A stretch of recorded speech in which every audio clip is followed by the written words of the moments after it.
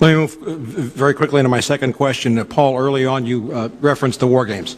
Now, in Crossing the Rubicon, of course, I've done a detailed analysis of 3 field training exercise war games and two command post exercises that were taking place on 9/11, which effectively paralyzed NORAD response. We had Northern Vigilance moving a large number of U.S. fighters out of the Northeast air defense sector at a time of heightened danger, very specific warnings. We have documented war game live fly drills taking place thanks to CNN and USA Today. Since the publication of my book, I have confirmed an additional exercise, Northern Guardian, which I only mentioned in passage, which also had moved fighters to Iceland and Greenland on the day of 9/11, and as many as 22 false radar injects inserted onto the Northeast air defense sector radar screens. In light of the fact that in May of 2001, a White House order placed all war game exercises under the direct control of the Vice President Richard Cheney and his office, who had responsibility for scheduling all war game exercise, how would you categorize the scheduling of now 5 separate, conflicting, overlapping war game exercises on September the 11th, which paralyzed FAA and the Northeast air defense sector? Would you call that an accident, or could you call that an accident? Well, I think that's a very important issue, and one I've been looking into a lot lately. I'm about to publish an essay on the internet that I co-wrote with another person. Should come out in a week or two on the cooperativeresearch.org website, where we're looking into exactly this question. And following up on your research and other people's research, we found yet more war games. There's another one called Global Guardian that was actually described in one newspaper article as a practice Armageddon. So if you can imagine, on the day of 9/11, that there's a practice Armageddon involving large sectors of the U.S. military, and this is something that has not been commonly reported.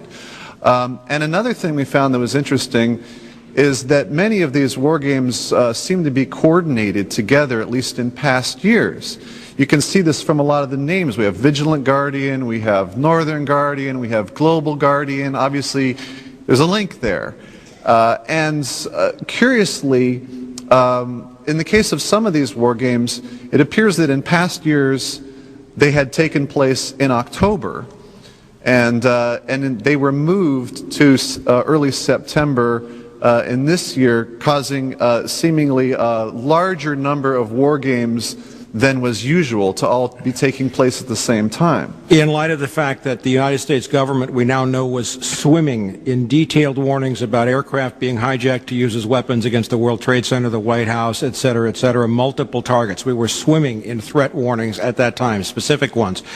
Does it make sense to you that these 5, 6, however many now war game exercises would have been scheduled so as to weaken the response capabilities of NORAD or Northeast Air Defense Sector at that time? Yeah, of course not. In fact, fact I find very interesting, which was mentioned in the New York Times and seems to have missed most people, is that in early July, Richard Clark and Condoleezza Rice were in a meeting, and one of the things that came out of that meeting was that they directed the FBI, the CIA, and the Pentagon to prepare for 3 to 5 simultaneous terrorist attacks.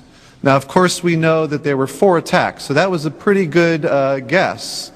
And as far as we know, although they were directed very urgently to do something about this, we have no evidence that they actually did make those types of preparations. Instead, they were going ahead with all these training exercises, in the case of the Pentagon, which, you know, in that time of great extreme danger, just didn't make sense.